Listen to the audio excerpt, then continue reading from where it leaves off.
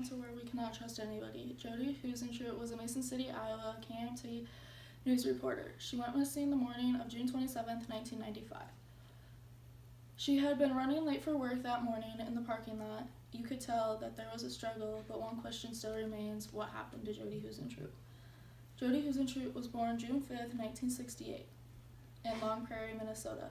She played golf throughout high school, and her team won the Class A tournament in 1985. She had attended St. Cloud University after high school and graduated with her bachelor's degree in mass communication. She had a handful of jobs and experiences before becoming a KIMT news anchor. The day before Jody Huizentrout disappeared, she had participated in a golf tournament. After that, according to John Van Cise, Jody's close friend and former suspect, went to his home to view a videotape of a surprise birthday party he had there for her earlier on. On Tuesday, June 27th, co-worker of Huizentrout, Amy Kuhn, stated she had failed to report for work that morning. She called Huizentrout that morning, and Huizentrout stated that she had overslept and would be there shortly. Huizentrout still didn't show, so Kuhn filled in for her, then called the police shortly after. After the police arrived at Huizentrout's apartment, they had found her car still in the parking lot. It had been obvious there was a struggle with many of her belongings being scattered all over the parking lot. Alongside of that was a bent car key and a palm print on her car. During the investigation, 3 of Jody's neighbors stated they had heard a scream around the time that Jody would have normally left for work, and none of them called the police. Another neighbor said that they had seen a white van in the complex parking lot, and the van still has never been identified. In 2008, photocopies of Huizentrout's personal journal was anonymously mailed to a local newspaper. Within days, Mason City Police Department reported the person who sent it was a wife of the police chief. The police gave no motive for his wife sending it. As of 2018, Jody is still missing and has been for over 20 years, and through there have been numerous tips and theories called to the Mason City Police Department. There hasn't been any leads or remains and evidence that have been identified as hers. There are 2 main suspects and one theory I have to share. So the first one is John Van Cise, who was a close friend of Jody but was nearly 20 years older than her.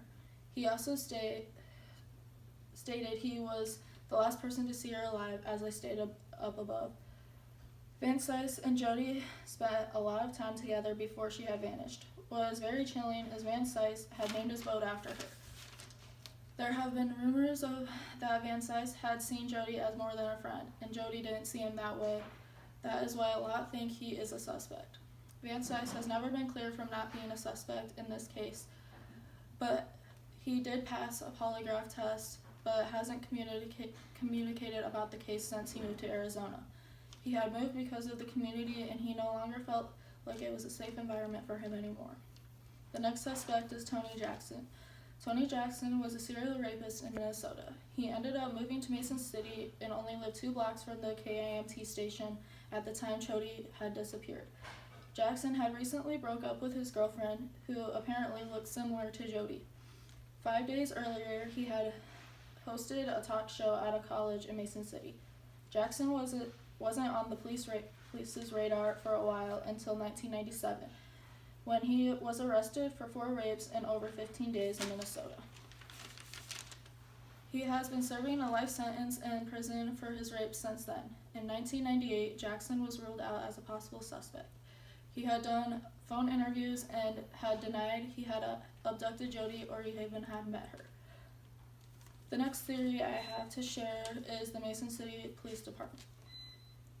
Although the Mason City Police Department is not under as a suspect, there is still a theory that Jody was doing a story on a drug ring, and the people who were involved weren't happy about it and abducted her. They took her out to a hog compartment and fed her to the pigs and buried her remains in cement.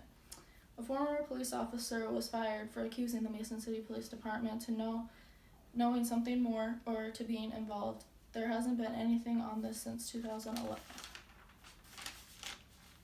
Jody Huizentrout has been missing for over 20 years and would have turned 50 last June. There is much more technology today that could help relook at this case. Jody's case isn't the oldest unsolved case. There are much more. Until recently, the Golden State Killer was just identified and put in prison. Someone has to know something about Jody. Is it you?